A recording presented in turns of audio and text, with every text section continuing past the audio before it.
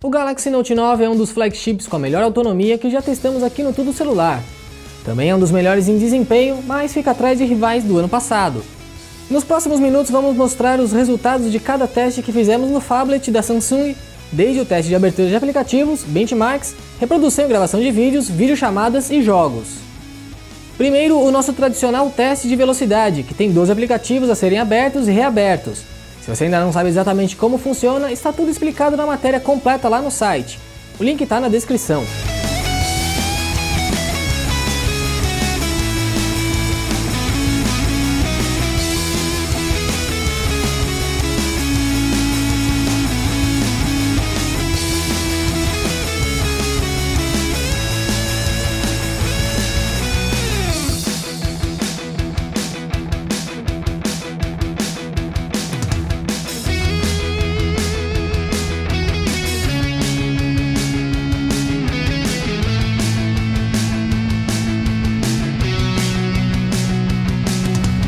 O Note 9 conseguiu um dos melhores tempos que já temos registrado aqui, mas ficou atrás dos flagships do ano passado da OnePlus e também da Apple.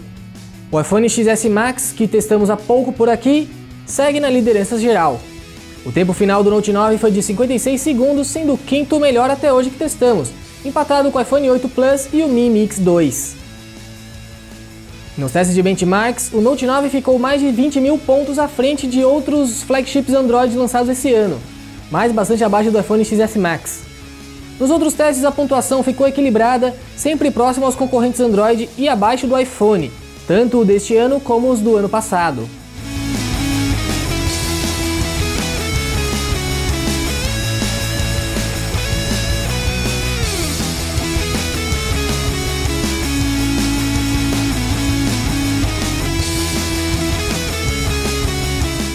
E valeu a pena aumentar a carga para 4.000 mAh. A Samsung conseguiu entregar um dos flagships com maior autonomia que já testamos, perdendo para o Mate 10 Pro, LG V35 e alguns modelos do ano passado, como os da OnePlus e Mi Mix. O Note 9 fica com o sexto posto entre os flagships. Foram mais de 17 horas de uso na nossa simulação de uso real com o Note 9.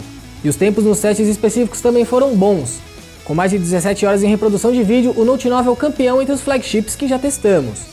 A gravação de vídeo em Full HD também teve boa duração, chegando a um total de 5 horas. As videochamadas com mais de 6 horas e meia também é um ótimo resultado. E até mesmo no tempo de recarga o Note 9 não fez feio. Foi menos de 2 horas para preencher os 4.000 mAh de 0 até 100%, com carregador padrão que tem suporte ao Quick Charge. Mas não adianta ter boas marcas em testes específicos e entregar a experiência ruim em jogos, certo? Bom, por sorte o Note 9 foi bem em títulos que testamos. Lembrando que a medição da taxa de quadros é feita pelo aplicativo Geekbench. O flagship da Samsung entregou sempre média máxima ou perto disso. Testamos o Asphalt 8, Clash Royale, Injustice 2, Modern Combat 5, Subway Surfers e Vainglory, como fazemos em todos os dispositivos. E também testamos PUBG Mobile. O resultado foi muito bom com gráficos em alta definição e taxa de quadros alta. Mas dá pra melhorar. Com tudo no máximo a gente conseguiu 40 FPS, sendo os gráficos no HDR, já que o Ultra HD ainda não está disponível.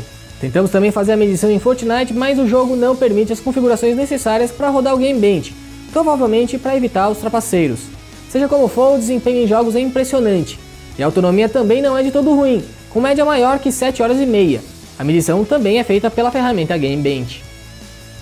O Galaxy Note 9 só não é melhor porque a Samsung Experience é uma interface pesada, mas o desempenho do dispositivo está dentro do que esperávamos para um flagship caro. A autonomia de bateria é um extra muito interessante, com duração para mais de um dia de uso moderado a intenso.